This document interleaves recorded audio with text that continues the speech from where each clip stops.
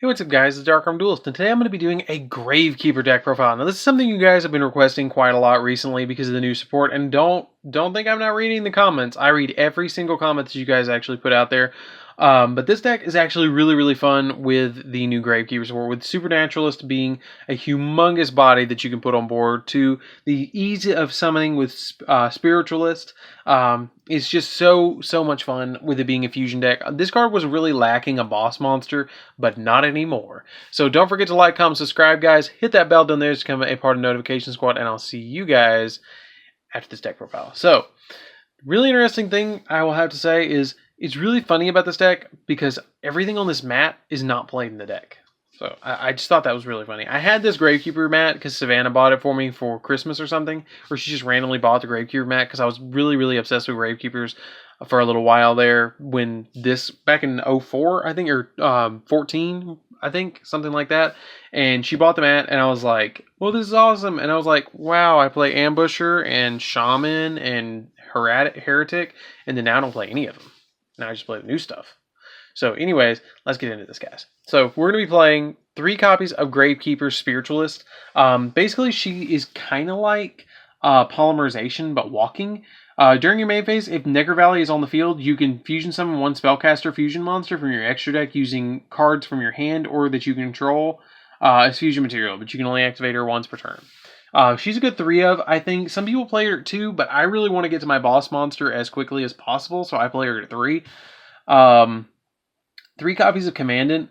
Commandant is basically you discard it to add a Gravekeeper or Necro Valley from deck to hand.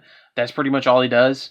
1 copy of Descendant. Some people play 2 Descendant. I like 1. It's kind of like Hand of the Six Samurai. You tribute one other face-up Gravekeeper to target a card your opponent controls and destroy it.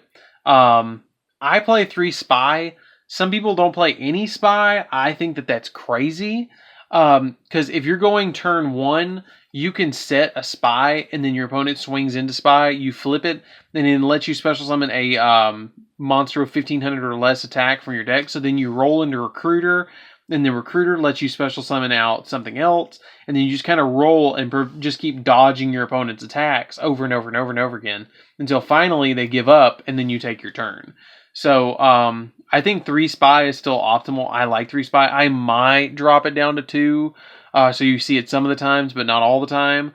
But I like 3 still. That's just me. Then I play 3 copies of Recruiter. When this card you control is sent to the grave, you can add a Gravekeeper monster with 1500 or less defense from your deck to your hand. So, like, if you have Spy and you set it, and then they attack into it, it has 2000 defense.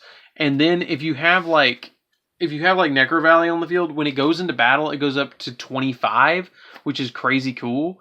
Or if you have the new card that's Necro Valley Temple, it makes them lose 500 attack and defense. So Spy can have 3k body defense. And then Recruiter will come out at like 25 in defense, which is really good. And then it lets you add a 1500 or less defense monster from your deck to your hand. So you just add Spiritualist.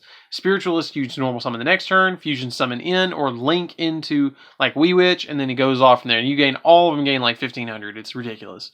It makes a 1500 point gap between your monsters, your opponent's monsters. So I love that about, and that was just off of 1 Spy and 1 Recruiter.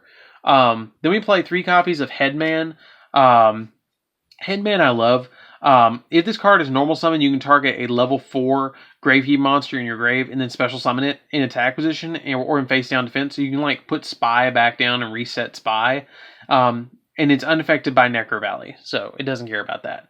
For the hand traps, I play 2 copies of Ash Blossom and I play 2 copies of Ghost Ogre. You can play any combination of this that you want. If you want to play 3 Effect Veilers, if you want to play 3 Ash, if you want to play 3 Ghost Ogre, whatever you want to play, but I usually I'm trying to start doing a new thing where I put 4 slots for hand traps in the deck. If you want to play more than that, that's fine. But I like to play 4 because I don't want it all the time, but I want to see it some of the time. And with 4 in my deck, I'm going to open with 1 normally.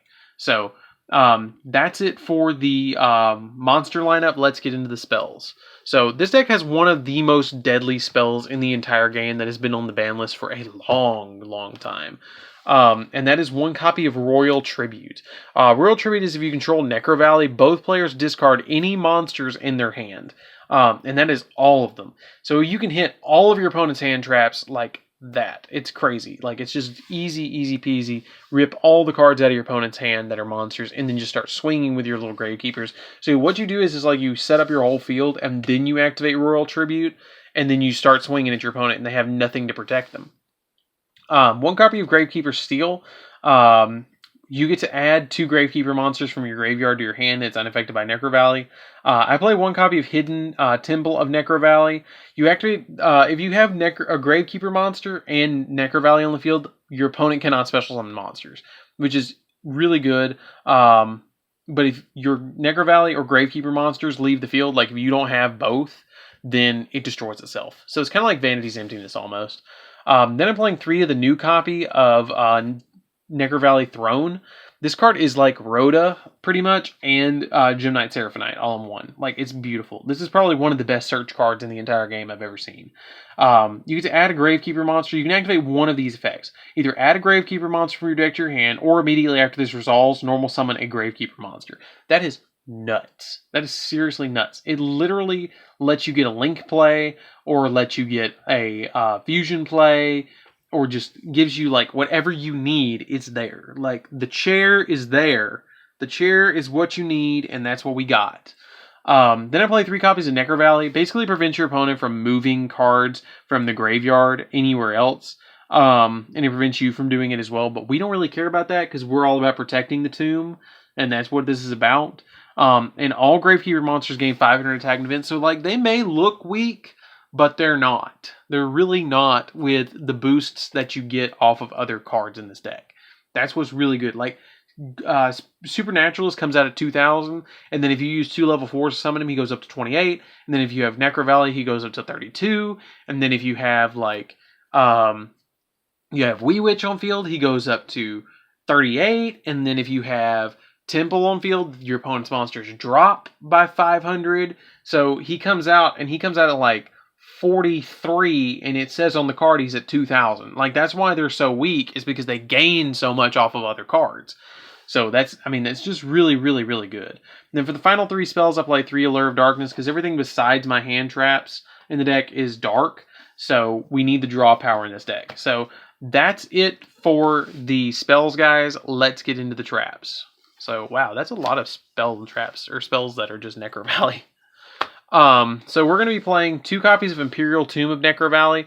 Basically, Solemn Judgment if we have both Gravekeeper and Necro Valley on the field. Just really, really good card. Negates spells, traps, and monster effects, and it's a speed spell 3. Pretty much. We have 2 copies of Necro Valley Temple. When a Gravekeeper monster and Necro Valley are both on the field, monsters your opponent control lose 500 attack and defense. And then once per turn during your main phase, if you control no card in the field spell zone, you can activate 1 Necro Valley directly from your hand or grave. And if this card in your possession is destroyed by an opponent's card effect and sent to the grave, you can set a Necro Valley spell or trap directly from your deck, except another copy of itself. So that's really, really busted. This is probably my favorite card out of all the new cards. I know that sounds kind of crazy, but like, this card is so good for recovery. It is so good for recovery, because your opponent thinks they got rid of Necro Valley. You just chain this and then put your Necro Valley back on the field, which is nuts to me. Like, it's just so good. They cannot get rid of Necro Valley now. Like, it's so easy to just get it back once it's gone. So then we play 1 copy of Judgment. I play a Warning and 2 Strikes, because this deck is ultimately a control deck, and you want to stop your opponent from as much as possible. We have like 6 negations for traps, and we have 4 hand traps in the deck. Like, you have so much negation. It's so ridiculous that your opponent just can't play through it sometimes, and they waste so many resources to get past it that finally you just use Spiritualist and you just swing at your opponent. It's like, game, forget it, I'm done. So that's it, guys, for the main deck. Let's get into the extra deck really quick, and I'll show you that. So some people play 2. I'm playing 3 right now because I can actually summon 3 very easily in this deck. Usually I only go into 2, but it's really easy to make the 3rd one if you have to. But Supernaturalist is just so cool. It just takes 2 Gravekeeper monsters, and it gains attack equal to the level of monsters that you put into it. Like if you put 8 stars into this, like if you put Spiritualist and then like let's just say Spy and it's 8, it gains 800 attack. And while Necro Valley is on the field, this card and any other card in the field spell zone cannot be destroyed by card effects. And during your main phase, you can activate this effect. During your end phase of the turn, you can add a Gravekeeper's monster or a Necro Valley card from your deck to your hand. So it's really, really, really awesome because it's like Scarm almost. Because it lets you just add something, but it remains on the field. It doesn't have to go to the grave to replace itself. It's just like you get to add the what's it called? You get to add the throne to hand, and then it gives you an additional search or a normal summon, and you can just do so many plays with this card. And it gets really big really quick. And that's what this deck was really lacking. And I think I even said that in my last Gravekeeper deck profile, is what this deck was lacking was brute force. And what it got with Soul Fusion was exactly what it needed. And this is probably the best legacy support they've ever given to a deck. Like, I'm totally serious. Besides Thunder Dragons. And that card had 2 cards before that. So this deck is just crazy. So 1 copy of Borreload. Borreload is just kind of there because we can make it if we need it. Boral Sword's the same thing. They're kind of just big beat sticks. Usually I just go into Supernaturalist and Wee Witch in the extra deck, but they're there if I need it. Summon Sorceress just summons off what I need to summon. Unicorn's there for bouncing stuff. Phoenix is there for popping spells and traps. And Cerberus is there for popping monsters if I need to. I play 2 Wee Witch Apprentice because it's there and I can summon it really easily. I play a Key Beetle because it's kind of like the old thing of protecting stuff, and that's why it's there. You can actually protect Necro Valley Temple with this, and Wee Witch makes it goes up to 3,000, so it's good to have. Like, it's a really good card to have as utility. And your opponent doesn't expect, like, a lot of people don't expect people to play Key Beetle anymore because it's like, it's okay, but if you're going to play Gravekeepers, you need a Scarab, because it's like, it goes with the theme. Like, I'm surprised they haven't had a Pyramid in this archetype. Like, that's crazy to me. They need a Pyramid something. Tornado Dragon as a, just popping spells and traps. Baguska is our plan B, and Exciton Knight because it blows up board, and that is basically our, oh crap button, that we have to just stop the game and reset. So, that's it, guys, for the deck profile. I really hope you enjoyed this deck. I really am so enthusiastic about playing this deck. It's so fun. Like, it's so fun to look at your opponent and be like, yeah, I've got all the negations, and I have a really big Spiritualist in my extra deck that's lurking there to, like, come out and do exactly what he's got to do to handle you. So, anyways, guys, don't forget to like, comment, subscribe, hit that bell down there so you can become a part of the notification squad, and I will see you guys in the next video. See you around, guys.